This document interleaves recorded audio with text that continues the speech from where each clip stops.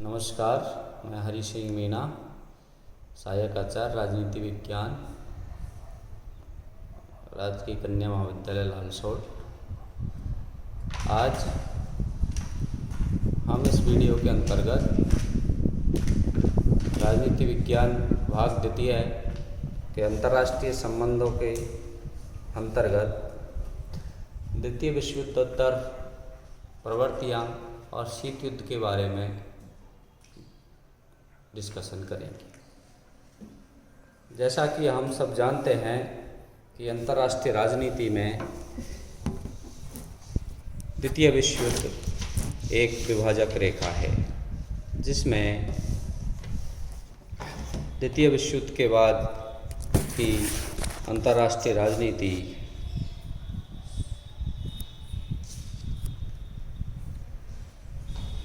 प्रथम विश्व युद्ध से पहले और उसके बाद का घटनाक्रम है उससे बिल्कुल बदली हुई है, और उसी के धरातल पर जो अंतर्राष्ट्रीय राजनीति है उसमें नई नई प्रवृत्तियाँ आई है।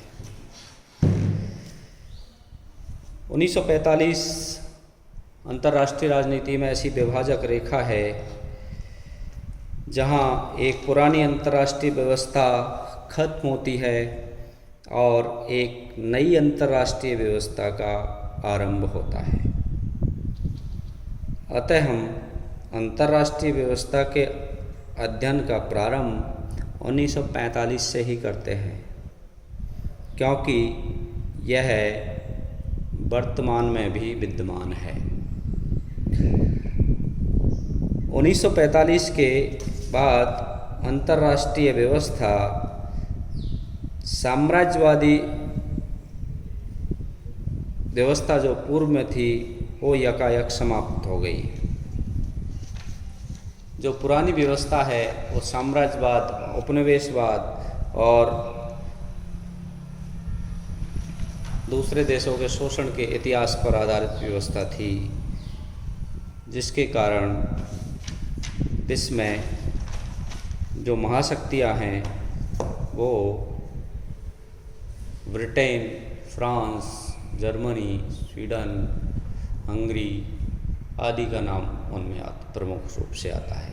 लेकिन द्वितीय विश्व युद्ध से अंतर्राष्ट्रीय राजनीति में शक्ति के नए समीकरण बनना स्टार्ट हुआ।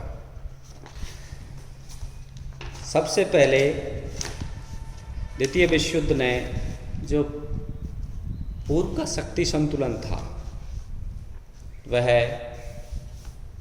नए शक्ति संतुलन में कन्वर्ट कर दिया।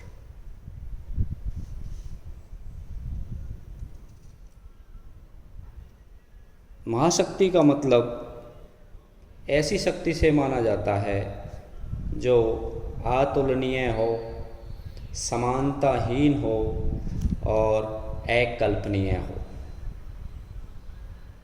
यह अंतर्राष्ट्रीय राजनीति में एक विस्मयकारी शब्द है। हिरोशिमा और नागासाकी पर परमाणु बम का सफल प्रयोग करके अमेरिका पहली सुपर पावर बना, और उसके बारे में कहा गया कि उसने ऐसी शक्ति ग्रहण कर ली है जो न भूतो न भविष्यो। इसी क्रम में 1949 में साइबेरिया में सफल परमाणु परीक्षण कर पूर्व सोवियत संघ महाशक्ति का दर्जा प्राप्त करता है, और परमाणु शक्ति की होड़ निरंतर बढ़ती जाती है, और धीरे धीरे करके ब्रिटेन, फ्रांस, चीन, भारत, पाकिस्तान आदि देश परमाणु शक्ति संपन्न बनते हैं। द्वितीय विश्व युद्धोत्तर अंतर्राष्ट्रीय व्यवस्था में दूसरी जो प्रवृत्ति है वो साम्राज्यवाद और उपनिवेशवाद की समाप्ति है। द्वितीय विश्व युद्ध से पहले अंतर्राष्ट्रीय संबंध ब्रिटेन और उसके मित्रों के इर्द गिर्द ही हमें दिखाई देते हैं।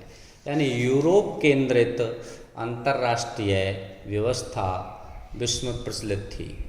चूँकि ब्रिटेन का साम्राज्य सारे विश्व में फैला हुआ था और ये कहा जाता है कि ब्रिटिश साम्राज्य का सूर्य कभी अस्त नहीं होता, अर्थात ब्रिटिश साम्राज्य विश्व के अधिकतर देशों में फैला हुआ था। लेकिन द्वितीय विश्व युद्ध ने पुरानी जो शक्तियाँ थी वो आर्थिक रूप से टूट गई और वो विश्व में अपना साम्राज्य धीरे धीरे समेटने लगी और उनके स्थान पर शक्ति का जो नए केंद्र बने, जिनकी शक्ति पूर्व की शक्तियों से भी अनेक मायनों में बहुत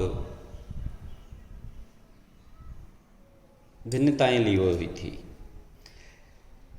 इस प्रकार अंतर्राष्ट्रीय संबंध वास्तव में अंतर्राष्ट्रीय हुए द्वितीय विश्व युद्ध के बाद, क्योंकि अंतर्राष्ट्रीय व्यवस्था में महाशक्तियों के अलावा नव स्वतंत्र देशों का आगमन हुआ और संयुक्त राष्ट्र संघ का उदय हुआ और अंतर्राष्ट्रीय राजनीति में दो महाशक्तियों के साथ साथ गुटनिरपेक्ष आंदोलन भी उभर कर सामने आया, जिसमें तृतीय विश्व के देश हैं वो नव स्वतंत्र और विकासशील और विकास के चरण में होते हुए भी अंतर्राष्ट्रीय राजनीति को अनेक तरह से प्रभावित करते रहे हैं। एक प्रवृत्ति द्वितीय विश्व युद्ध के बाद शीतोत्तर व्यवस्था में अंतर्राष्ट्रीय राजनीति का द्विध्रुवीकरण। अंतर्राष्ट्रीय राजनीति में शक्ति का केंद्र ध्रुव कहलाता है।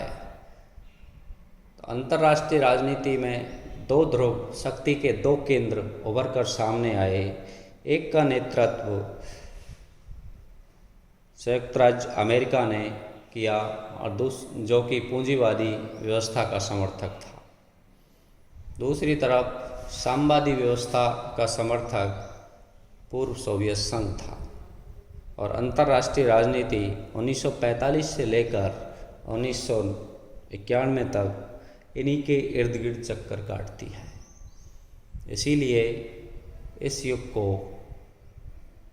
शीतयुद्धोत्तर विश्व में ध्रुव की राजनीति कहते हैं, जिसमें अंतर्राष्ट्रीय घटनाक्रम अमेरिका और सोवियत संघ के इर्द गिर्द ही चक्कर काटता है। महाशक्तियाँ अंतर्राष्ट्रीय राजनीति में प्रत्येक घटना में प्रत्यक्ष या अप्रत्यक्ष रूप से अपनी उपस्थिति दर्ज कराती है और उनकी उपस्थिति प्रत्यक्ष या अप्रत्यक्ष रूप से हो, लेकिन अंतर्राष्ट्रीय घटनाक्रम पर उनका प्रभाव जरूर रहता था। और शक्ति की होड़ इतनी तीव्र थी कि दोनों महाशक्तियाँ आमने सामने कभी लड़ी नहीं, लेकिन विश्व में एक ऐसा भय और आशंका और युद्ध का माहौल हमेशा बना रहा जो शीत युद्ध कहलाया और कभी भी वो गर्म युद्ध में परिवर्तित हो सकता था। द्विध्रुवीकरण की परिणति जो शीत युद्ध के रूप में हुई, बाद में शक्ति के धीरे धीरे नए केंद्र भी उभरने लगे और अंतर्राष्ट्रीय राजनीति बहुध्रुवीकरण की ओर बढ़ने लगी, जिसमें कई ध्रुवों के बीच में विश्व राजनीति विभक्त होती हुई दिखाई देती है। शक्ति के नए केंद्र भारत, चीन, दक्षिण अफ्रीका, ब्राज़ील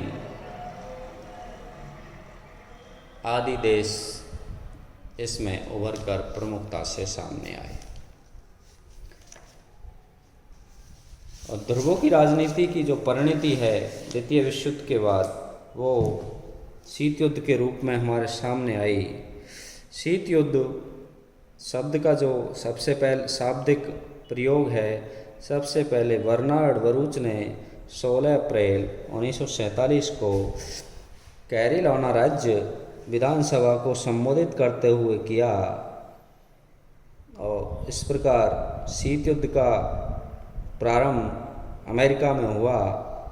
शीत युद्ध को सबसे पहले सैद्धांतिक व्याख्या वाल्टर लिपमैन ने अपनी पुस्तक द कोल्ड वॉर में की। शीत युद्ध का अर्थ है दो महाशक्तियों के मध्य विचारधारा के आधार पर द्विध्रुवीकरण की प्रक्रिया के फलस्वरूप उभरे वैचारिक एवं राजनीतिक द्वंद्व को हम शीत युद्ध के नाम से जानते हैं।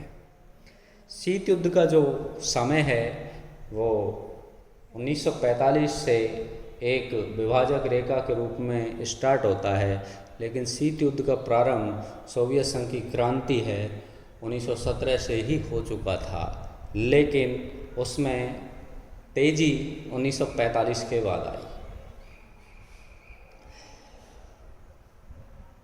शीत युद्ध मूलतः सोवियत संघ की क्रांति से स्टार्ट होता है, लेकिन द्विध्रुवीकरण की उपज 1945 से ही प्रारंभ होती है।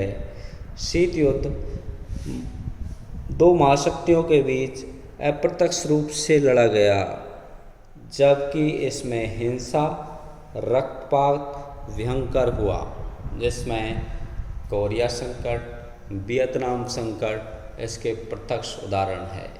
कहा जाता है कि शीत युद्ध का सबसे भयानक जो उदाहरण है वह वियतनाम संकट है।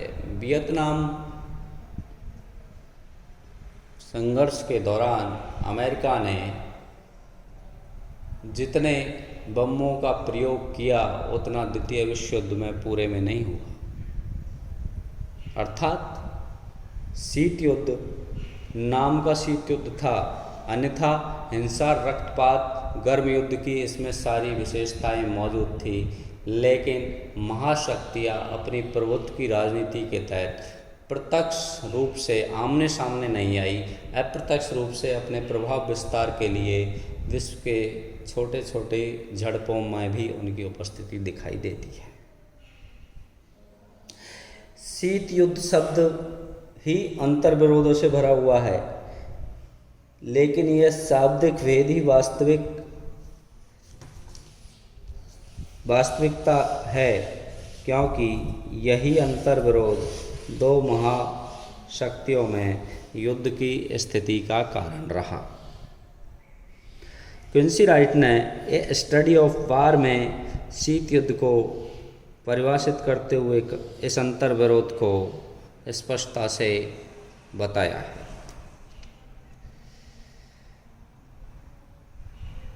शीत युद्ध के दौरान एक